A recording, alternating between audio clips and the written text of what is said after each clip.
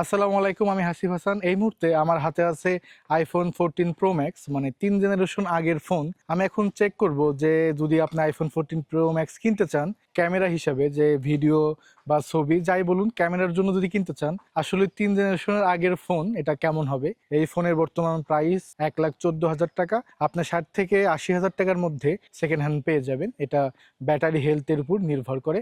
আমি আজকে তুলে ধরার চেষ্টা করব এই ফোনের ক্যামেরা কেমন, এবং আমি এখন যে ক্যামেরাতে রেকর্ড করছি এটা DJI Action 5 Pro। তো দুটার ক্যামেরারও কম্পেয়ার করব যে দুটার ক্যামেরার মধ্যে কোনটার ডিফারেন্স কেমন। আমি এখন আমাদের যে গ্রামের কলা গাছ আছে এটাই তুলে দেখব যে কেমন রেজুলেশন আসে। আমি এখন তুলছি 0.5x, এখন 1x, এখন 2x এবং এই যে 3x। এখন আমি একটু ভিডিও করি যে এখানকার ভিডিওটা কেমন হয়।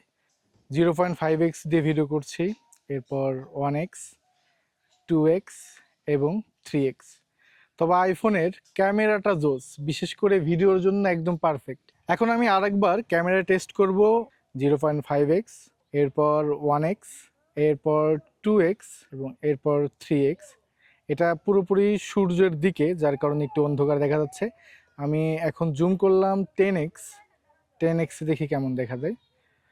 আমি এখন র্যান্ডমলি কিছু ছবি তুলবো 1x দিয়ে, যে আমাদের গ্রামের বাড়ির আশেপাশে যে বিভিন্ন জিনিস আছে, ফুল, লাউ টাউ যা আছে, আমি একটু ছবি তুলে দেখবো যে আসলে কেমন লাগে। জবা ফুল গাছের ছবি তুলি,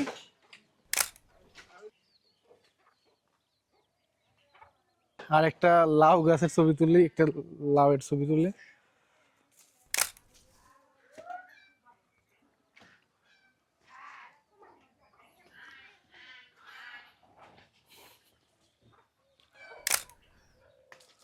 আমি মূলত ব্লগ বানাই আমার এই DJI Action 5 Pro দিয়ে, কিন্তু এখন আমি আসলে কম্পেয়ার করতে যাচ্ছি আইফোন 14 Pro Max দিয়ে। এখন আমি দুটা দিয়ে কম্পেয়ার করব যে দুটার মধ্যে কোনটার ক্যামেরা আসলে আমার জন্য বেস্ট। এখন যে ভিডিও দেখছেন, ডান পাশে দেখতে পাচ্ছেন আইফোন 14 Pro Max এবং বাম পাশে দেখতে পাচ্ছেন DJI Action 5 Pro। আমি আসলে কম্পেয়ার করতে যাচ্ছি যে দুটার ক্যামেরার ডিফারেন্সটা কেমন, এটাই। আমি আসলে এখন আছি ধানের খেতে এসে আসলে আমার ব্লগ করার কোনো ইচ্ছা নাই। মূলত ইচ্ছা হচ্ছে আইফোন 14 প্রো ম্যাক্সের ক্যামেরা চেক করা, যে আসলে আইফোন 14 প্রো ম্যাক্সের ক্যামেরাটা কেমন হয়। আমি এখন ভিডিও বানাচ্ছি এই ফোনের ফ্রন্ট ক্যামেরা দিয়ে, দেখার জন্য যে এই ফোনের ফ্রন্ট ক্যামেরাটা কেমন, যেটা ব্লগিংয়ের জন্য ঠিক আছে কিনা এটা দেখার জন্য। এবং খারাপ না, বেশ ভালো একটা ক্যামেরা বলা যায়, সব মিলিয়ে ভালোই। তো আজকের মতো এখানে শেষ। আসলে আমার হাতে খুব একটা বেশি সময় নাই, যার কারণে আমি ফুল ডিটেলস ভিডিও বানাতে পারছি না। অন্য একদিন দেখা হবে অন্য কোনো ভিডিওতে। আল্লাহ হাফেজ।